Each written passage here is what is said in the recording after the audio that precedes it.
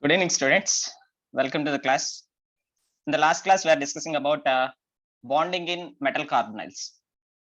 To know about that one, first we have to know the bond formation between carbon and oxygen in carbon monoxide. The carbon monoxide, if it is acting as a ligand, it is called as carbonyl. Okay, see the carbon. The carbon belongs to 14th group. The carbon is belonging to 14th group, whereas oxygen belonging to 16th group. 14th group element means its valency should contain how many electrons? 4 electrons. 4 electrons. Yes. If you observe this carbon, here you can see electrons 1, 2. Here bond is having 2 electrons. Among the 2 electrons of the bond, 1 electron belongs to carbon. Here also bond is there. Among this bond of 2 electrons, 1 electron belongs to carbon. So total electrons of carbon in the valency are 1, 2, 3, 4. So it is correctly taken. But if you observe this bond, what is this bond indicating? Dative bond. Dative bond means the 2 electrons of the bond is given by one atom, but the 2 electrons are mutually shared between the 2 bonded atoms. Once again, the 2 electrons of the bond is given by one atom, but the 2 electrons of the bond are mutually shared between the 2 atoms. So this is the bond called as dative bond. From where to where it is coming?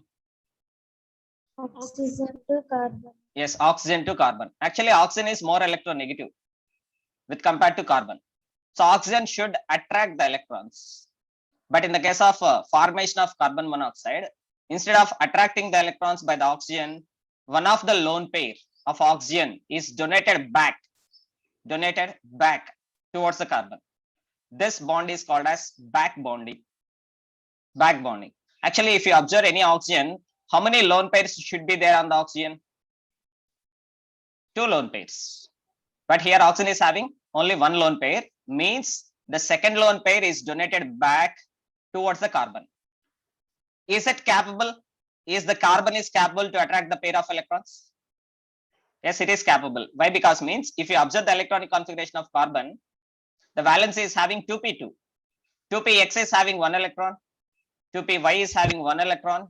2pz is vacant. So because of the presence of vacant pz orbital at carbon, carbon is capable to attract a pair of electrons from oxygen. So this is the pair of electron attracted from oxygen towards the carbon, that is a back bonding. So this is all about formation of carbon monoxide. So now tell me, among these 3 bonds, yesterday we said about N2 molecule, dinitrogen. In the case of dinitrogen, how many types of bonds are there? 2 types of bonds are there. One is a sigma bond, remaining 2 are the pi bonds. That means the sigma and pi bonds are there in N2. One is the sigma bond, remaining 2 are the pi bonds. But in the case of carbon monoxide, one is the sigma bond, second one is the pi bond, the third one, this is the one, this is called as back bond. This bonding is called as back bonding. Can you say whether it is a sigma bond or a pi bond? Sigma bond. Are you sure? Are you sure? Yes, sir. Not. It is not a sigma bond. It is not a sigma bond. Why? Because means between carbon and oxygen, first of all, here what is going to be formed? Sigma bond is going to be formed. Which orbitals are going to overlap? Which orbitals are going to overlap for the formation of sigma bond? Suppose here, of course, if you take 2px here, suppose if you take 2px orbital here, 2px orbital of carbon having 1 electron, here 2px orbital is having 2 electrons at the oxygen. So that's why I'm taking 2py orbital. So if I am taking 2py orbital of carbon and 2py orbital of oxygen, what is possible? This is a 2py orbital of carbon. This is a 2py orbital of oxygen. Which type of overlapping is possible here? Sidewise Linear overlap. overlap. See the screen, you can understand. Without seeing the screen, just by listening my voice, you can't understand anything. Everything I'm writing on the screen. That means you are not watching the screen. This is a 2py orbital. This is a 2py orbital. Which type of overlapping it is? Yes, linear overlapping. This is a linear overlapping. So because of linear overlapping, what will be formed? Sigma bond will be formed between carbon and oxygen. So when py orbitals are involving in the linear overlapping, what about px orbitals and pz orbitals? Sidewise overlap. Yes, very good. Correct answer. P's x orbitals and pz orbitals of both carbon and oxygen involves in the sidewise overlapping, resulting in the formation of pi bond. So we can't say exactly which type of bond it is. Actually, it is a back bond, and we are considering it is as a coordinate covalent bond. If it is a coordinate covalent bond, which type of bond it should be? If it is a coordinate covalent bond, which type of bond it should be? Sigma bond. But which orbitals are going to involve here means here, this is the vacant orbital of carbon, that is the pz orbital. This is the px orbital of carbon having pair of electrons. When this pair of electrons are donated,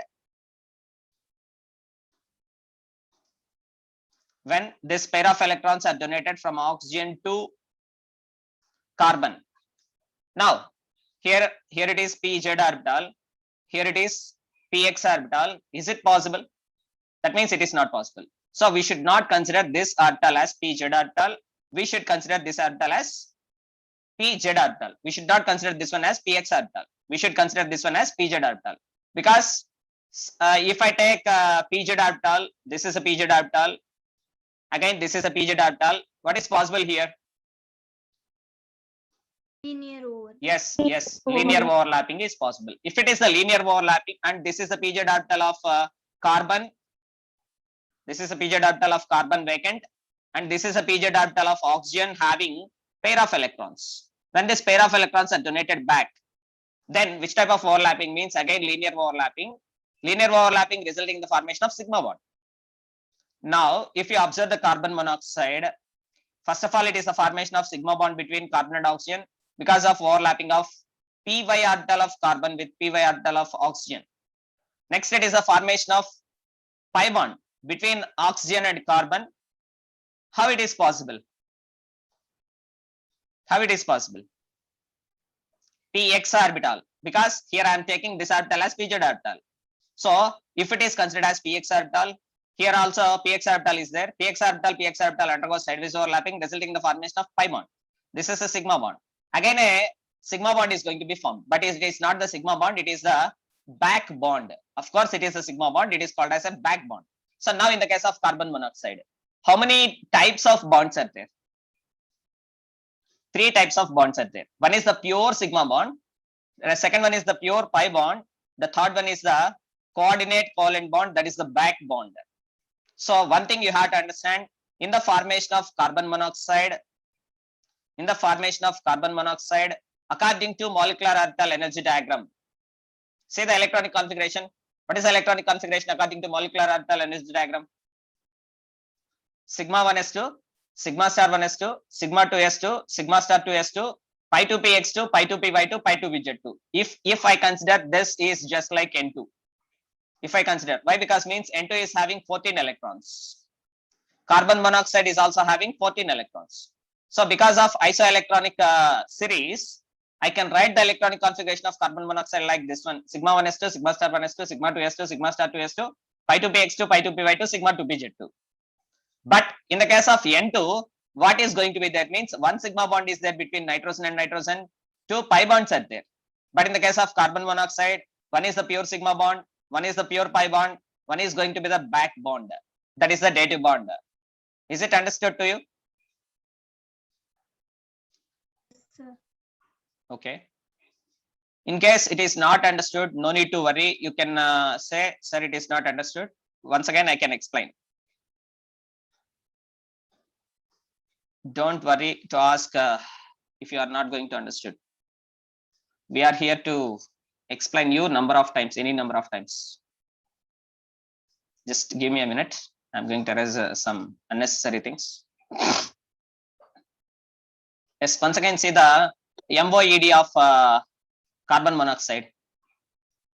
If I write the electronic configuration of carbon monoxide according to MOED, if I write the electronic configuration of carbon monoxide, I can say the electronic configuration as sigma 1s2, sigma star 1s2, sigma 2s2, sigma star 2s2, pi 2p x2, pi 2p y2, sigma 2p z2. After that, what is there? After that, what is there?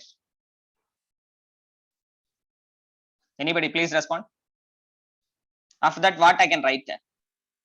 Pi star two. Pi star Yes, after that I can write pi star 2p x0, pi star 2p y0, sigma star 2p z0. This I can write. So in the case of carbon monoxide, what are available?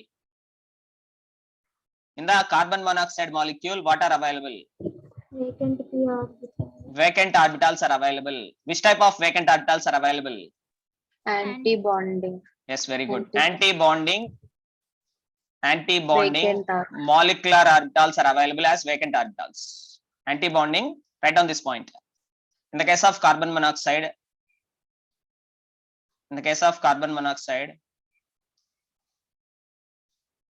vacant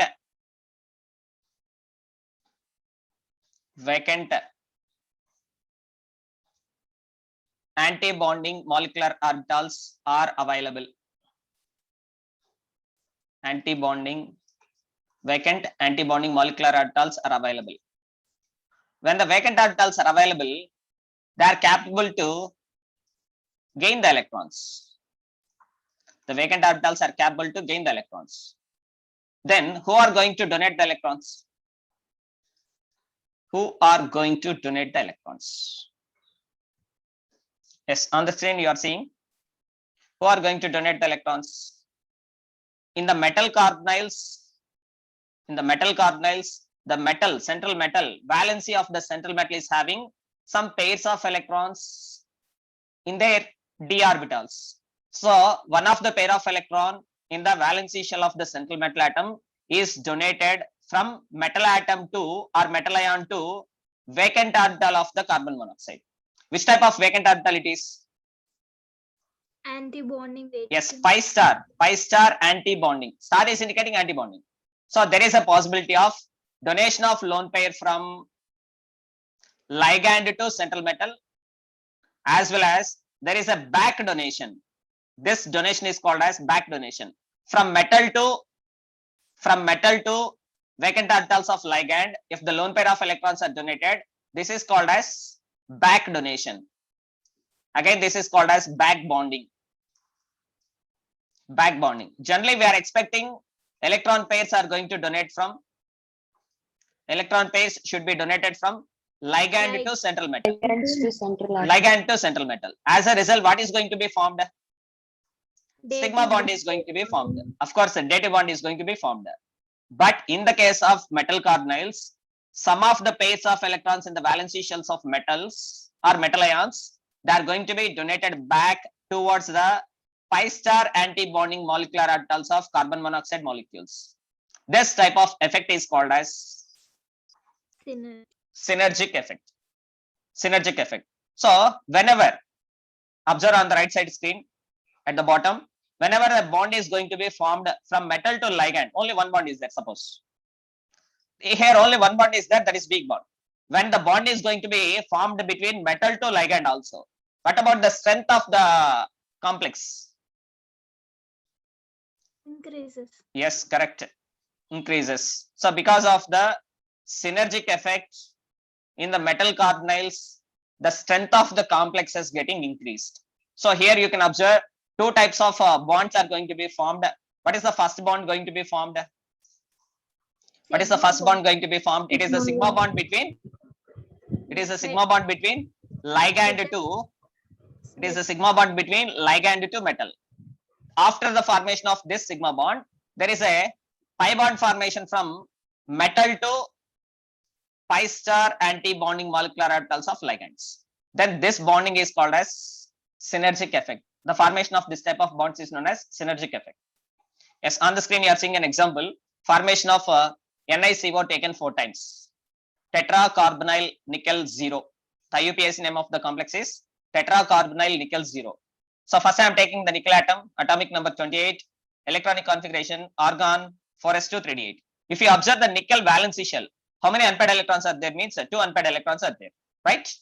And in this complex, the ligand is very strong ligand. Whenever the strong ligands are there, what should happen? Rearrangement of electron pairs should happen. But in the case of NiCO taken 4 times, there is no rearrangement of electron pairs is going to happen. Only the pairs, unpaired electrons are present here. See this one, here unpaired electrons are present.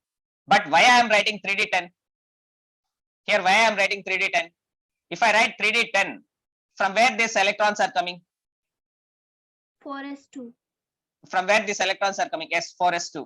So there is a rearrangement of electrons are happening, of course, but one of the pair of electrons from this valency shell of the central metal atom, these electrons are going to be donated towards pi star anti-bonding molecular orbitals of carbon monoxide.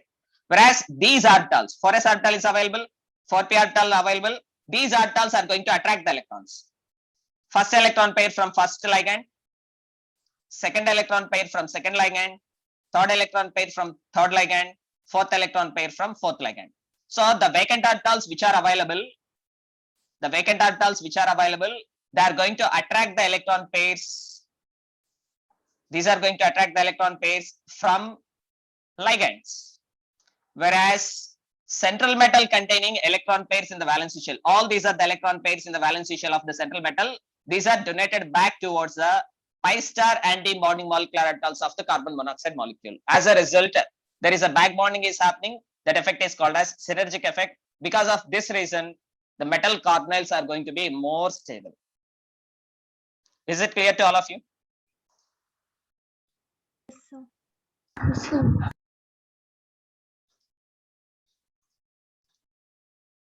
Yes, sir. Next topic side heading. Stability of coordination compounds in solutions. Stability of coordination compounds in solutions. Stability of coordination compounds in solutions. Yes, I'm going to prepare a complex. The complex is given as ML4. I'm going to prepare a complex having the formula ML4. Here M stands for metal, L stands for ligand. How it can be prepared means in 4 steps. See this one. First step, a metal reacting with a ligand to give Ml. Then Ml reacting with same ligand again to give Ml2. Again Ml2 reacting with ligand again to give Ml3. Ml3 reacting with again a ligand to give Ml4. So the formation of Ml4 is happening in 4 steps. Step 1. If the step 1 is considered as the equilibrium, if it is considered as an equilibrium reaction, yes, according to the chemical equilibrium chapter, you know equilibrium constant. How to write the equilibrium constant? What is the formula to write the equilibrium constant of a reaction? How can we write the equilibrium constant? Suppose if I write A moles of A plus B moles of B gives rise to and gives rise by C moles of C and D moles of D. In the chemical equilibrium chapter, you studied about this reaction, general reaction for chemical equilibrium. Can you say about concentration equilibrium constant? Kc is called as concentration equilibrium constant. Concentration of D power. Whole power C. Concentration of First, D tell me the power general C. formula. Tell me the formula first. Concentration Yes, of product of. concentration of You have to reactants. write down. Product of Kc is equal to product of molar concentration of products by product of molar concentration of products. P stands for products by product of molar concentration of reactants. R stands for reactants. So all of you know this formula to calculate the equilibrium constant. Like this, by the formation of ML4 type of complex in 4 different steps, and all the steps are considered as the equilibriums. Now for the first equilibrium reaction, I can write K1. K1 is equal to, this is a product. So then I can write K1 is equal to molar concentration of ml by square bracket. Here square bracket is indicating, what is the square bracket indicating? What is the square? Yes, concentration. Concentration. It is not the symbol for complex symbol. Here square bracket is indicating molar concentration. Molar concentration of ml by molar concentration of reactants. Here reactants are M and L. So the formula K1 is equal to molar concentration of ml by molar concentration of M into molar concentration of L. Like that, write down the remaining things. Second step, third step, and fourth step. Write down the K1, K2, K3, and K4.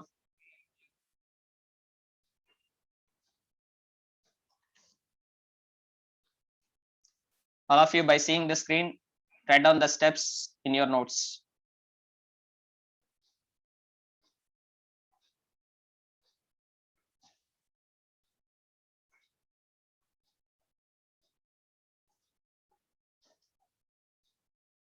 K1, K2, K3, K4. So what are these means? K1, K2, K3, and so on. They are called as stepwise stability constants. K1, K2, K3, and so on are called as stepwise stability constants. How can we calculate the overall constant? K1 What is the formula? Yes, overall stability constant. The overall stability constant. The overall stability constant, that is taken as beta. The symbol is taken as beta. The overall stability constant beta 4. Why I am taking 4 here? Because the complex is formed in 4 different steps. So that's why I'm taking beta 4. If the complex is formed in 2 steps, I can take beta 2. Here we are observing 4 steps for the formation of the complex. So that's why I'm taking overall stability constant beta as beta 4. Beta 4 is equal to, here you can see, beta 4 is equal to K1 into K2 into K3 into K4. Like that, beta n is equal to beta n. What the beta stands for here? What the beta stands for? Overall stability. Yes, Overall yes, stability. that is important point. Overall stability constant. Beta n is equal to K1 into K2 into K3 into K4 and so on, Kn.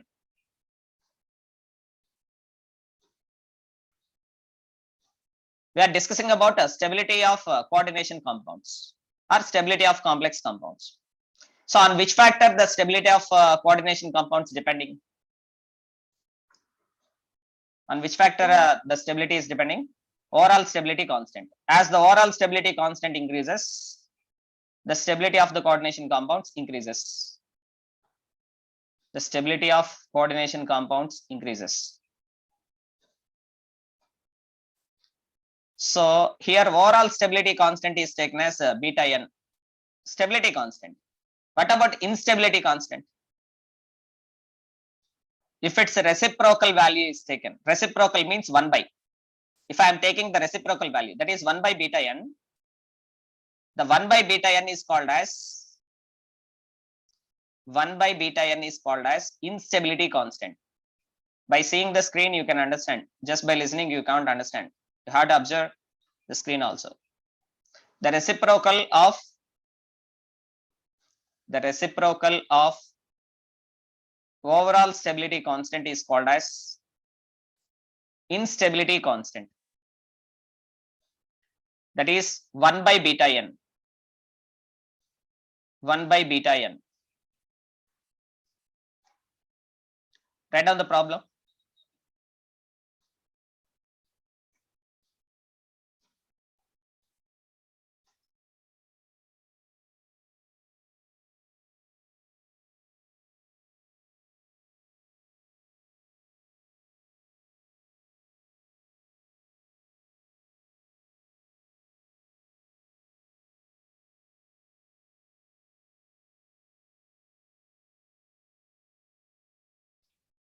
Worked out example 10. Zn2 plus 2 moles of NH3 gives rise to and gives rise by square bracket of Zn NH3 taken twice 2 plus K1 is equal to 2 into 10 power minus 3. What is this K1? What is this K1? Here K1 is called as, Stepwise stability yes, constant. stepwise. Remember that one, stepwise stability constant. K1 is called as here stepwise stability constant. K1 is known as stepwise stability constant. Continuation in the next line, square bracket of Zn NH3 taken twice 2 plus 2 NH3 gives rise to and gives rise by, here question is not given completely, gives rise to and gives rise by, what you have to write, square bracket of Zn NH3 taken 4 times 2 plus, make a correction in your material. Once again, the second step, square bracket of Zn NH3 taken twice 2 plus 2 moles of NH3 gives rise to and gives rise by square bracket of Zn NH3 taken 4 times 2 plus semicolon K2 is equal to 1.5 into 10 power minus 3. Here K1 and K2 are called as stepwise stability constants. Stepwise stability constants. Continuation. Find out the instability constant. Here, what is the symbol we can use to write the instability constant? 1 by beta n. 1 by Beta n. Beta 2. very good, beta 2. Of course, beta n, here only 2 steps are there. So that's why here the instability constant is taken as 1 by beta 2. So first of all, what is beta 2? Nothing but Kc. Into K2. Beta 2 is nothing but Kc. That is equal to K1 into K2. Write down. Beta 2 is nothing but Kc. That is equal to K1 into K2. On the screen, the answer is there. Please make it a copy. So first you have to calculate the Kc value or beta 2 value. After that, you have to calculate the reciprocal of that beta 2 value or reciprocal of Kc value. Please remember these two. 1 by Kc is nothing but 1 by beta n. So Kc is nothing but beta n. Beta n stands for overall stability constant. Overall stability constant.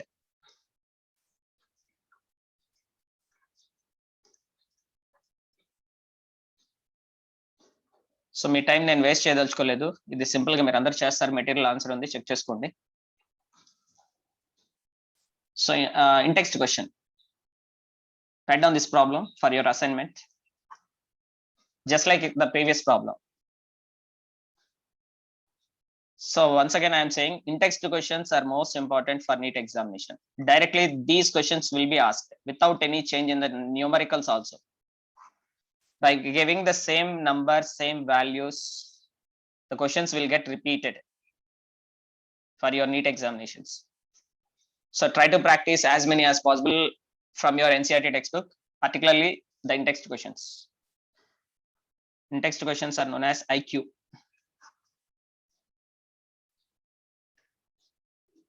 Take the screenshot, otherwise write down the problem. Problem number 9.11. Calculate the overall complex dissociation constant. What is meant by overall complex dissociation constant? Kc. Dissociation constant means association constant means stability constant. Write down. Association constant means, don't get misunderstand. Association constant means stability constant, overall stability constant. Association constant is indicating overall stability constant. Whereas a dissociation constant means instability constant. Dissociation equilibrium constant. The dissociation equilibrium constant means overall instability constant. Overall instability constant. So what is asked in the question? What we have to calculate? Overall dissociation constant means 1 by beta n value we have to calculate. This should be calculated. What is given here? Beta 4 is given. The beta 4 is given as 2.1 into 10 power 13. So if the beta 4 is known, then we can calculate 1 by beta 4. That 1 by beta 4 you have to calculate. So whatever you are going to calculate the 1 by beta 4, that is the answer known as overall complex dissociation equilibrium constant. All these answers are available in the NCERT textbook at the end of the chapter. At the end of every chapter, for the in-text questions, you can find the answers. Answers means only the value is given. No solution, no description is given. Can you calculate this one? 0.5 into 10 power minus. Okay, I didn't calculate it. You have to calculate. Just try to understand the concept. So one thing you have to understand is association constant means overall stability constant. Dissociation equilibrium constant means that is overall instability constant. That's only you have to understand here. It's coming to the last topic of this chapter. Just by reading, you can understand. No need of any explanation. No reactions are there. Nothing is there. Just it is the theory part. In your material, at the end of that chapter, you can find application of complexes. It's coming to the CuSO4. Copper sulfate solution, when mixed with aqueous ammonia, it gives a deep blue color complex in a soluble state in the water. So what is its formula? Copper sulfate solution, write down the reaction. Copper sulfate solution in aqueous medium, when it is reacting with ammonia solution. I am taking 4 moles of ammonia solution. Ammonia solution means I have to write AM. Then it gives a complex that is Cu NH3 taken 4 times square bracket close SO4. This is the complex going to be formed. What is the IUPAC name of this complex? Tetraamine copper. Yes, write down that one. Write down. Tetraamine copper 2 sulfate. Sorry, tetraamine copper 2 sulfate. So what is the use of ammonia? Suppose if any water sample is given, we are having some doubt whether it is having any impurity, copper impurity. Suppose if a water sample is given, the water sample is having impurity of copper in the form of copper sulfate, we have to identify. We have to identify the presence of impurity of copper sulfate in water samples. Then for this water sample, what we are going to add? Ammonia. Then the water sample is turning into Blue color. the water Blue sample is color. turning into deep blue color complex. That is the indication for the presence of impurity, that is the copper sulfate. So to identify the presence of copper sulfate, what we are using? Ammonia solution is used. Ammonia. Then it is going to give deep blue color complex. What is the formula of deep blue color complex? CuNH3. CuNH3 taken 4 times SO4. SO4. Very, very important topic. Based on this, different types of questions will be asked. The pattern of question may be different, but the concept is same. So in this complex, what is the complex ion? What is the complex ion? Cu plus. Yes, this is a complex ion. CuNH3 taken 4 times 2 plus. Here in this complex, the copper is present in +2 oxidation state. And can you tell me what is the hybridization of copper here? Here, see this one sp3. coordination number 4 is there. Yes, tell me what is the sp3 or dsp2? sp3. sp3. Yes, very good. sp3 hybridization. And what about magnetic nature? Paramagnetic. Correct. It is paramagnetic. And you have to calculate the mu value. If you want to calculate the mu value, you have to know the n value. What is the n value here? 1. Copper is present in +2 oxidation state. So n value is 1. So mu value is going to be 1 point something Bohr magnetons. 1 point. What is that value, ma? Okay, you can check. 1.732. Okay, 1.732. 1.732 Bohr magnetons. So what is the use of formation of complexes? We can know about the impurities in the given samples. That is one of the application of formation of complexes. Yes, another one. Ammonium salts are identified by Nessler's reagent. Very, very, very, very important. Nessler's reagent. Ammonium salts are identified. What is the formula of Nessler's reagent? Means K2 bracket of HgI4. Nessler's reagent. Some persons which are having white hair, to make that in black color, they are using hair dyes. To make the white hair into black hair, white hair to black hair, what they are using? What they are using? Dyes, hair dyes. What the hair dyes contains? What the hair dyes contains? Ammonium salts. If the hair dye contain ammonium salt, that causes irritation to the skin. Slowly the hair will get fall. So the total hair on the head will completely goes off if we are going to use the hair dyes. If the hair dye is going to contain ammonium salt. So I am having a sample of hair dye. I want to know whether it is containing ammonium salt or not. Ammonium salt formula. What is the formula of ammonium salt? Ammonium symbol is NH4 plus.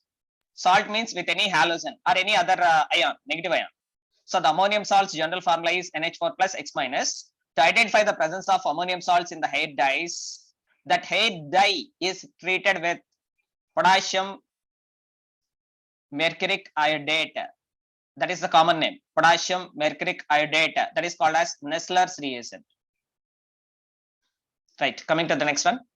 Iron 3 ion in group 3 is identified as FeNCS taken 6 times 3 minus, which has blood red color. In the first year syllabus, in the first year organic chemistry, in the general organic chemistry, you studied about Lassen's test. Do you remember that test? Lassen's test. Lassen's test from the first year general organic chemistry. Do you know what is Lassen's test? What is the use of Lassen's test?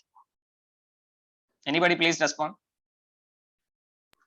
Identify nitrogen. Okay. Lassen's. If the spelling is wrong, don't consider.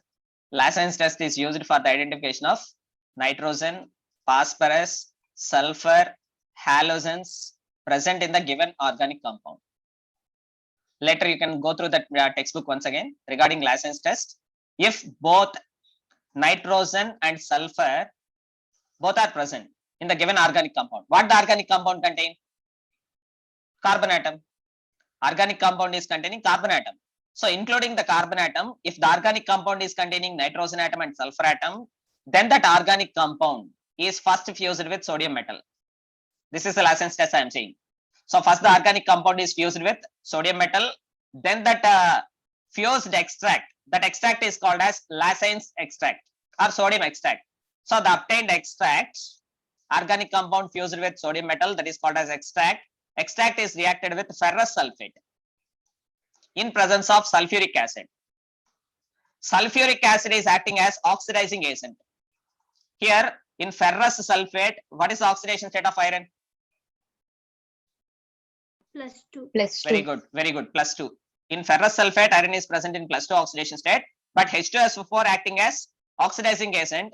Then ferrous sulfate is getting oxidized to ferric sulfate. Ferric sulfate formula is Fe2SO4 taken thrice. Now here iron is present in which oxidation state? +3 oxidation +3. state.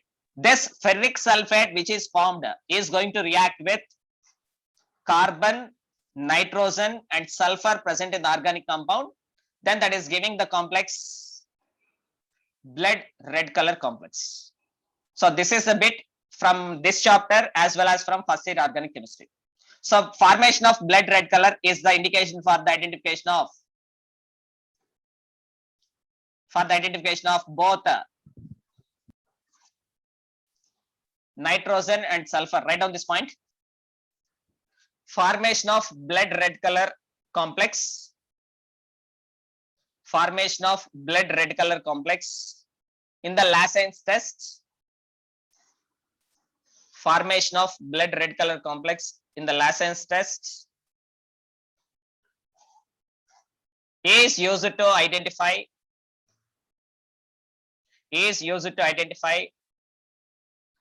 the presence of nitrogen and sulfur in the given organic compound. Nitrogen and sulfur in the given organic compound.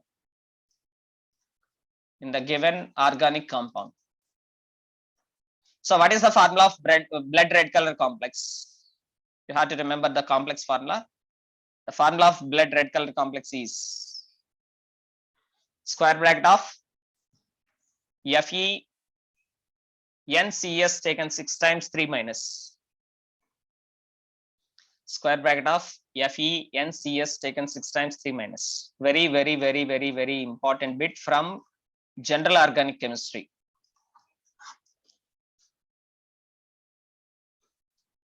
First year లో విన్నారా? ఇది విన్నట్టు ఏమన్నా గుర్తొస్తుందా?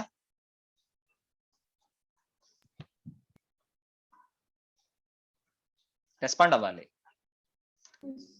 విన్నట్టు ఏమైనా గుర్తొస్తుందా?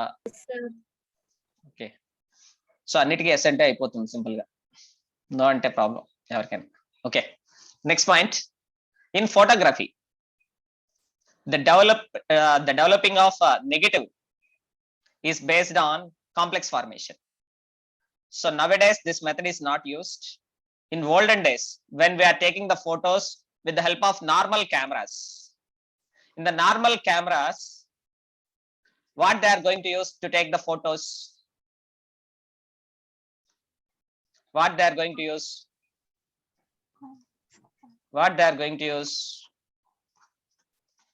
Photographic films. But nowadays, what we are using to take the photos? What we are using? Nowadays, to take the photos, what we are using? Digital cameras. The digital camera is not containing any photographic film. So there is a different technology is there in the digital cameras. But I am saying about olden technology, that is about normal cameras.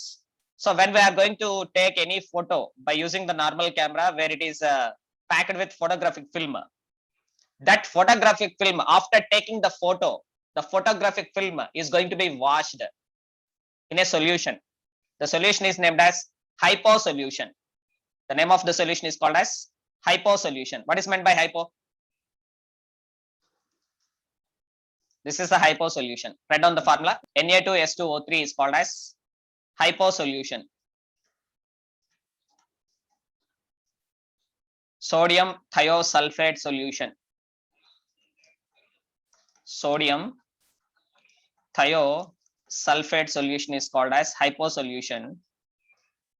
So this is the solution which is used to wash the photographic films to make them developed. So by developing the photographic film only, we can get the photographs. So this is a olden method used for taking the photographs. And this is the reaction involved. See this one here.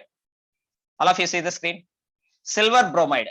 Where this silver bromide is present means this is a silver bromide present on the photographic film.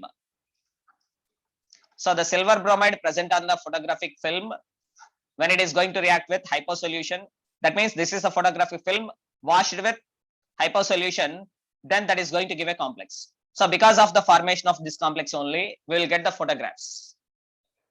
Remember the formula of the complex, Na3 square bracket of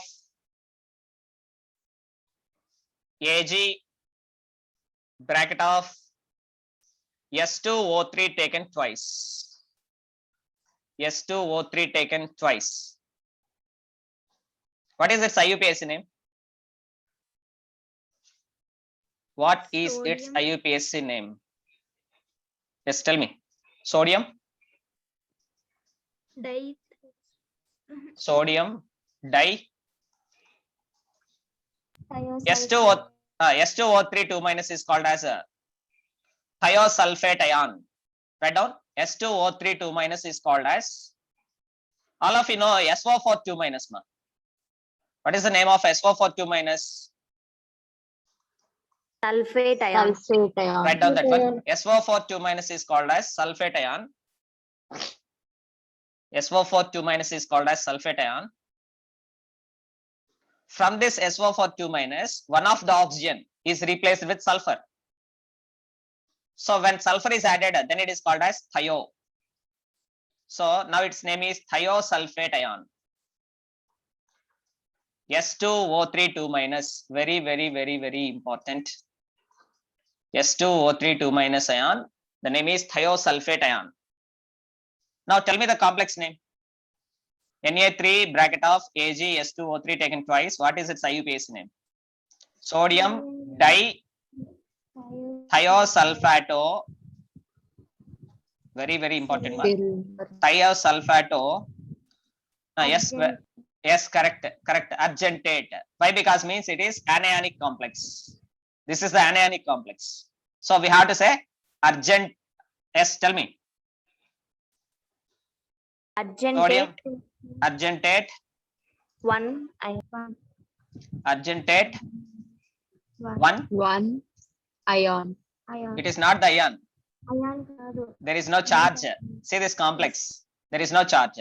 So its IUPAC name is sodium dithiosulfato argentate 1. Very important IUPAC name. They will give the name. Just you have to identify the correct formula of the complex. Remember the formula. Na3 square bracket of Ag S2O3 taken twice. And you have to remember the oxidation state of silver. +1 oxidation state. And you have to remember the name of the ligand. S2O3 2 minus is called as thiosulfato. The ligand here named as thiosulfato. So every point in this complex is very important. So all this is a method used in the developing of photographs in the olden days, not nowadays. So formation, say this one. What is formed here? What is formed here? A complex compound is formed.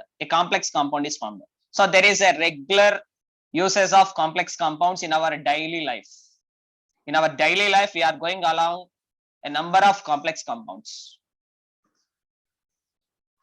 And next one, as already it is discussed about argento thiosulfato. And next one is the extraction of silver, gold from their ores. Already you know about metallurgy.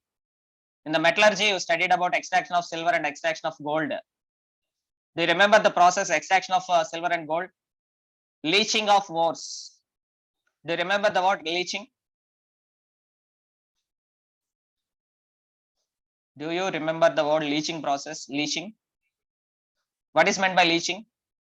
From metallurgy. Reduction of carbonate. Not the reduction of carbonate. Very simple. I can explain very simply for your understanding, easy understanding. Suppose this is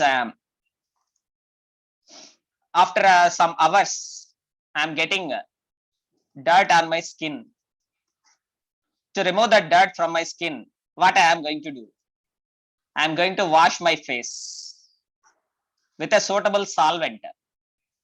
With a suitable solvent, I'm going to wash my face. So because of washing with suitable solvent, what is going to be removed? The dirt is going to be removed. Here dirt is called as, in metallurgy, the dirt is called as gang particles. From where I'm going to remove the gang particles? Here iron is the ore. Ore. Iron is the ore. From the ore particles to remove the gang particles by washing with a suitable solvent by the number of times, that process is called as leaching process. Right? Did you understand now? So Okay, fine. So in the leaching process also, there is a formation of complex compounds. That is advantage of formation of complexes in the extraction of silver and gold. So what is the leaching agent used? Some solvent, suitable solvent. What is the suitable solvent here is sodium cyanide. Once go through the metallurgy chapter. In the NCERT textbook, in the metallurgy chapter, you can find the reactions. Here no such time is there to explain all those things. So I'm not going in detail. Of course, that point is also very, very, very important. This point is very important from the metallurgy chapter. Once check the reactions in the metallurgy. So what is the leaching reagent used in extraction of silver and gold? What is the reagent? Yes, sodium cyanide. That is the important point. Sodium cyanide is the leaching agent used in the extraction of silver and gold. That's it. Next one. In the electroplating, very, very important. In the electroplating, already I explained this one. In the electroplating of silver, large amounts of silver are held as the complexes, that is K, Ag, Cn taken twice. Of course, I explained about the iron. To store the iron, the surface of iron is coated with some other metals. What is the process? galvanization. Yes, correct. Galvanization. Of course, there is one more name. What is the one more name? Passivity. Correct. Passivity. Correct name. Passivity. Of course, galvanization, it is called as passivity. So because of this, what is happening means formation of complexes is happening. So the formation of complexes is very helpful in the prevention of metals from corrosion.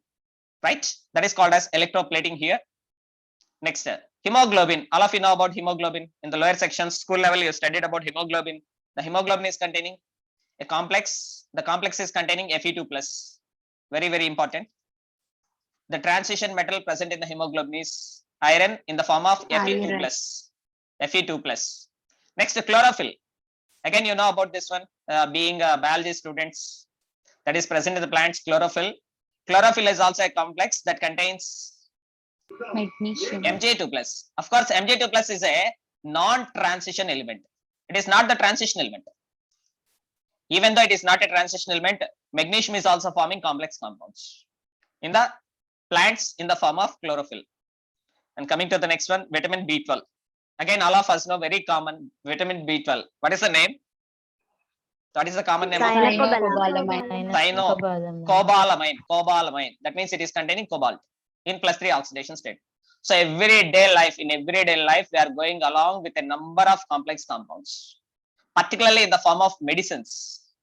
That is the advantage of complex compounds or applications of complex compounds. So the chapter is over. And regarding your doubts, are you completed the chapter MCQs? Okay, on the screen we will discuss some MCQs. Please try to answer me. All of you, please try to answer me. Number of ionizable and non-ionizable chloride ions in COCl3.5 and H3 respectively are. Please give your response. 2 and 1. Can you give the reason? 1.